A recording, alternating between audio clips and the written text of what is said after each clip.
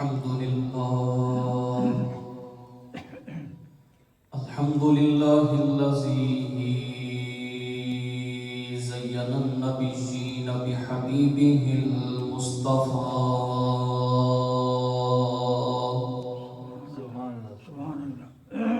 ومن على المؤمنين بنبيه المجتبى والصلاة والسلام على سيدنا ومولانا محمد خير الورى وعلى آله وأصحابه المتأدبين بالتقوى أما بعد فأعوذ بالله من الشيطان الرجيم بسم الله الرحمن الرحيم قال الله تبارك وتعالى في القرآن المجيد والفرقان الحميد يا أيها الناس قد جاءكم برهان من ربكم وأنزلنا إليكم نورا مبينا آمنت بالله صدق الله مولانا العظيم وصدق رسوله النبي الكريم الأمين إن الله وملائكته يصلون على النبي يا أيها الذين آمنوا صلوا عليه وسلموا تسليما محبت کے ساتھ اللہ سلام پڑھیے الصلاة والسلام عليك يا سيدي يا رسول الله وعلى آلك وأصحابك يا سيدي يا حبيب الله الصلاة والسلام عليك يا سيدي يا رسول الله وعلى آلك وأصحابك يا سيدي يا رحمة للعالمين دلوں سے غم مٹاتا ہے محمد نام ایسا ہے دلوں سے غم مٹاتا ہے محمد نام ایسا ہے نگر اجڑے بساتا ہے محمد نام ایسا ہے نگر اجڑے بساتا ہے محمد نام ایسا ہے انہی کے نام سے پائی فقیروں نے شہنشاہی انہی کے نام سے پائی فقیروں نے شہنشاہی خدا سے بھی ملاتا ہے محمد نام ایسا ہے خدا سے بھی ملاتا ہے محمد نام ایسا ہے دلوں سے غم مٹاتا ہے محمد نام ایسا ہے نگر اجڑے بساتا ہے محمد نام ایسا ہے محمد کے کفل کھلتے ہیں ان کو یاد کرنے سے محمد کے کفل کھلتے ہیں ان کو یاد کرنے سے بڑی خوشبو لاتا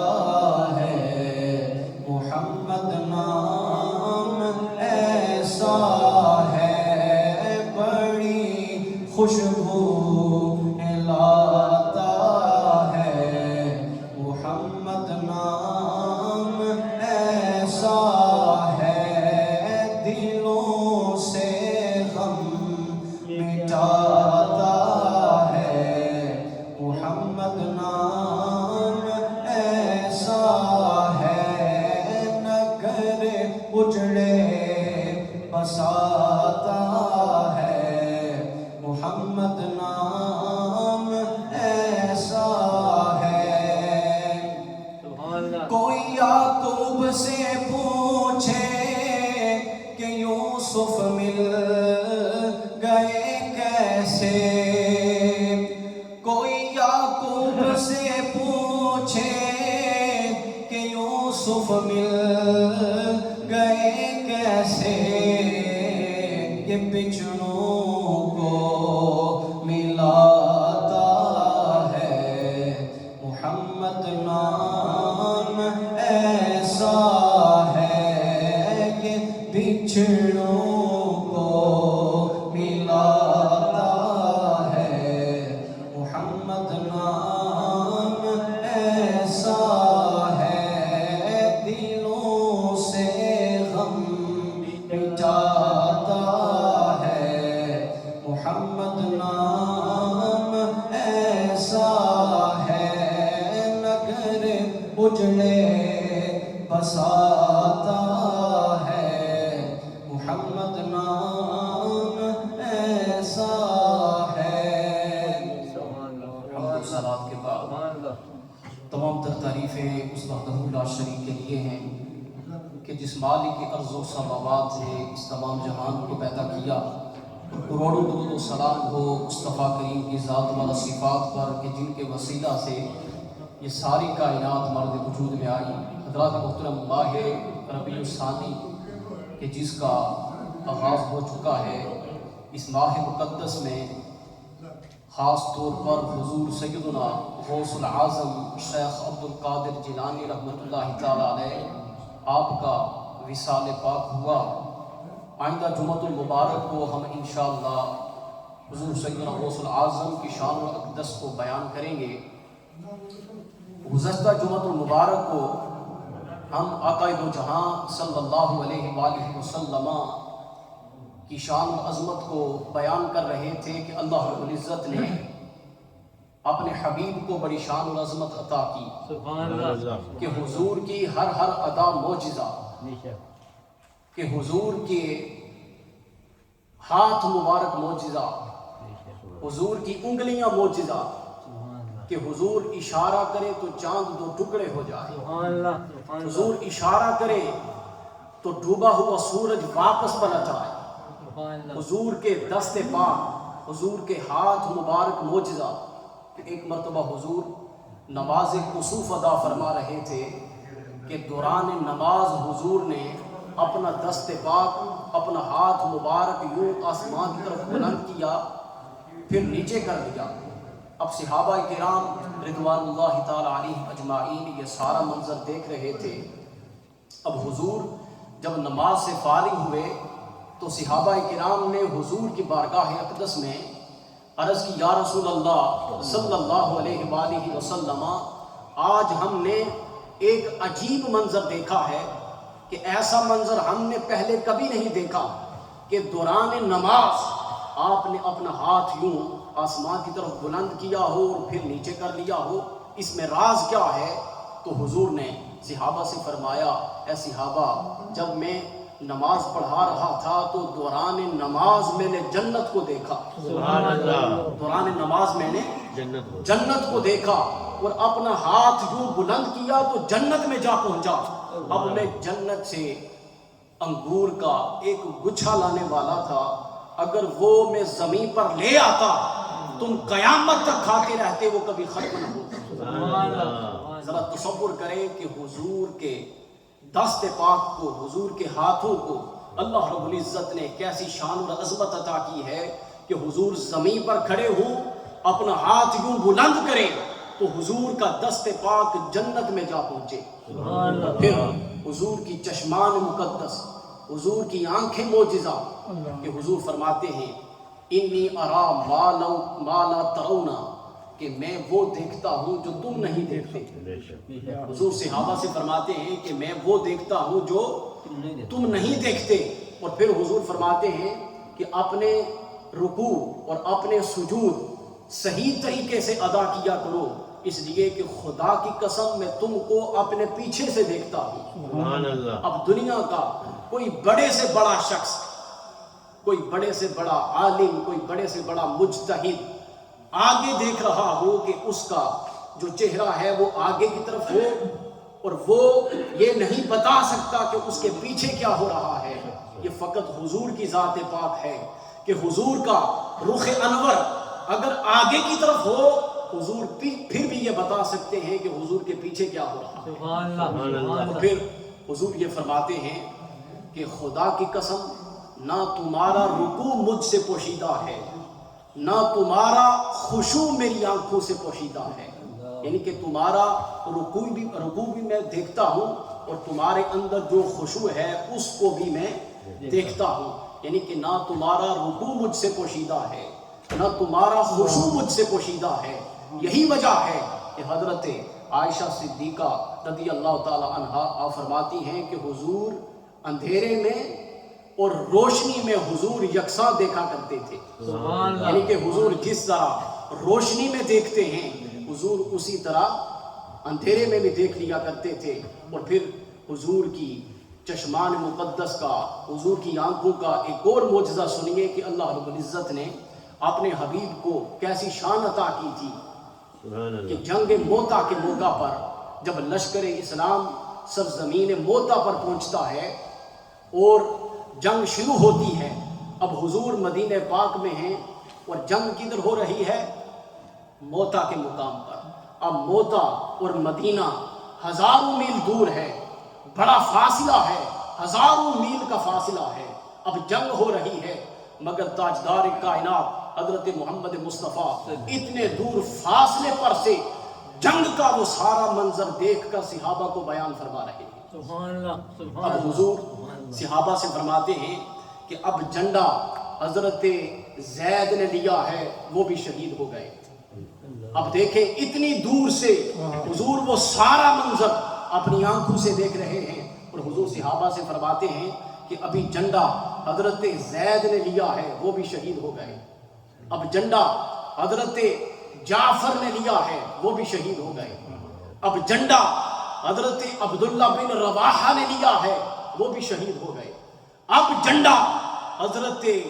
خالد بن ولید نے لیا ہے اور اللہ رب العزت نے ان کے ہاتھ پر جنگ کو فتح عطا فرما دی. اتنے دور سے حضور یہ سارا منظر بیان فرما رہے ہیں اور حضور کی چشمان مقدس سے آنسو ٹپک رہے ہیں. اللہ رب العزت نے اپنے حبیب کی آنکھوں کو, اللہ رب العزت نے اپنے محبوب کی چشمان مقدس کو یہ شان عطا کی ہے اور آپ کی آنکھوں کی ہی یہ شان ہے کہ آپ نے معراج کی رات جاگتے ہوئے بیداری کی حالت میں اپنے رب کا بھی دیدار کیا. اپنے رب کا بھی, تاجدار کائنات نے معراج کی رات اپنے رب کا بھی دیدار کیا. اور پھر حضور کے کان مبارک معجزہ. اب بعض لوگ کہتے ہیں کہ حضور کو 40 سال کے بعد نبوت ملی, مگر حضور فرماتے ہیں کہ جب میں اپنی ماں کے شکم اطہر کے اندر تھا, جب میں اپنی ماں کے شکم اطہر کے اندر تھا, لوح محفوظ پہ جب قلم چلتی تھی, حضور فرماتے ہیں میں اس قلم کے چلنے کی آواز اپنی ماں کے شکم اطہر کے اندر سنا کرتا. اللہ رب العزت نے اپنے محبوب کو یہ شان عطا کی ہے. حضور اتنی دور سے سماعت فرماتے ہیں. حضور فرماتے ہیں انی ارا ما لا ترون,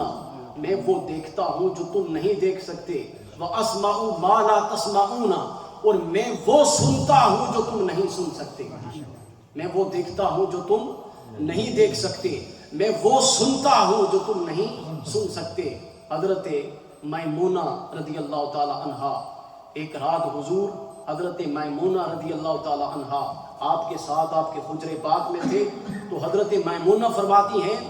کہ حضور تہجد کے وقت جب وضو کے لیے اٹھے تو میں نے دیکھا کہ حضور یہ ارشاد فرما رہے تھے لبیکا لبیکا لبیکا. پھر حضور نے 3 مرتبہ یہ ارشاد فرمایا نصرتا نصرتا نصرتا. آپ فرماتی ہیں میں حضور کی بارگاہ اقدس میں حاضر ہوئی, عرض کی یا رسول اللہ صلی اللہ علیہ وسلم یہ کیا ماجرا ہے کہ حجر پاک میں فقط آپ کی ذات ہے اور میں ہوں, ہم دونوں کے علاوہ اب یہاں پر کوئی تیسرا شخص موجود نہیں. یا رسول اللہ صلی اللہ علیہ وآلہ وسلم آپ کس سے محو گفتگو ہیں؟ تو حضور نے فرمایا حضرت میمونہ سے کہ ابھی ہمارے ایک لشکر کو مشرکین مکہ نے گھیر لیا ہے اور انہوں نے مجھ سے مدد مانگی ہے اور میں نے ان کی آواز کو سنا، ان کی فریاد کو سنا اور میں نے ان کی فریاد کو سن کر ان کا جواب دیا ہے۔ اس لیے اعلیٰ حضرت فرماتے ہیں کہ تو روح نزدیک کے سننے والے وہ کان، تو روح نزدیک کے سننے والے وہ کان، کان لالے کرامت پہ لاکھوں سلام، مصطفیٰ جانے پہ لاکھوں سلام، شمع بز میں ہدایت پہ لاکھوں سلام۔ اور پھر حضور کی زبان اقدس معجزہ کہ اللہ رب العزت نے اپنے حبیب کو جو زبان عطا کی وہ سرچشمہ معجزہ ہے کہ اسی زبان کے متعلق اللہ رب العزت قرآن مجید میں ارشاد فرماتا ہے وَمَا يَنْطِقُ عَنِ الْهَوَىٰ إِنْ هُوَ إِلَّا وَحْيٌ يُوحَىٰ، کہ اس زبان پاک سے جو کچھ بھی نکلتا ہے اپنی مرضی سے نہیں نکلتا، اس زبان سے جو کچھ بھی نکلتا ہے وہ کلام الہی ہوتا ہے۔ اس زبان سے جو کچھ بھی نکلتا ہے وہ کلام الہی ہوتا ہے۔ کہ ایک کافر حضور کی بارگاہ اقدس میں حاضر ہوا، عرض کی یا رسول اللہ صلی اللہ علیہ وآلہ وسلم، اگر آپ اس کھجور کے درخت کو حکم ارشاد فرمائیں کہ یہ کھجور کا درخت ایک پکا ہوا کھجوروں کا خوشہ زمین پر اتار پھینکے تو میں اسلام لے آؤں گا۔ اب حضور نے اس کھجور کے درخت کو حکم دیا، حضور کا حکم سنتے ہی وہ جو کھجور کا درخت تھا اس نے کھجوروں کا ایک پکا ہوا خوشہ حضور کی خدمت اقدس میں پیش کر دیا۔ یہ حضور کی زبان اقدس ہے کہ جسے رب کائنات نے یہ شان عطا کی ہے، یہ عظمت عطا کی ہے۔ اور اسی طرح ایک اور بدبخت کافر تھا جو حضور کی شان اقدس میں گستاخی کیا کرتا تھا، اپنا منہ بگاڑ کر استغفر اللہ حضور کی نقلیں اتارتا تھا، حضور کی شان میں گستاخی کرتا تھا۔ ایک دن حضور نے فرمایا کن کا ذالک، تو اسی طرح ہو جا۔ اب کتابوں میں آتا ہے کہ مرتے دم تک اس کا منہ ٹیڑھا رہا اور مرتے دم تک اس کا منہ اسی طرح ہلتا رہا کہ جس طرح وہ اپنا منہ ٹیڑھا کر کے حضور کی شان اقدس میں گستاخی کیا کرتا تھا۔ اب اعلیٰ حضرت اس مقام پر بھی فرماتے ہیں کہ وہ زبان جس کو سب ان کی گونجی کہے، وہ زبان جس کو سب ان کی گونجی کہے،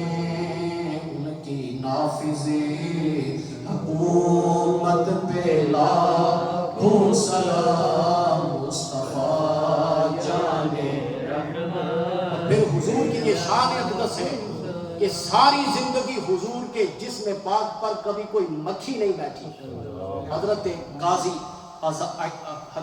ایاز مالکی رحمۃ اللہ تعالی علیہ شفا شریف کے اندر لکھتے ہیں کہ ساری زندگی حضور کے جسم پاک پر کبھی کوئی مکھی نہیں بیٹھی۔ اب دنیا کی کوئی بڑی سے بڑی طاقت اپنے جسم پر مکھی کو بیٹھنے سے روک نہیں سکتی، مگر حضور کی یہ شان ہے۔ اللہ رب العزت نے اپنے حبیب کے جسم پاک کو یہ شان عطا کی کہ ساری زندگی حضور کے جسم پر کبھی کوئی مکھی نہیں بیٹھی۔ اللہ رب العزت کی بارگاہ میں دعا ہے کہ رب کائنات ہمیں صحیح معنوں کے اندر حضور کی شان، آپ کا مقام اور مرتبہ سمجھنے کی توفیق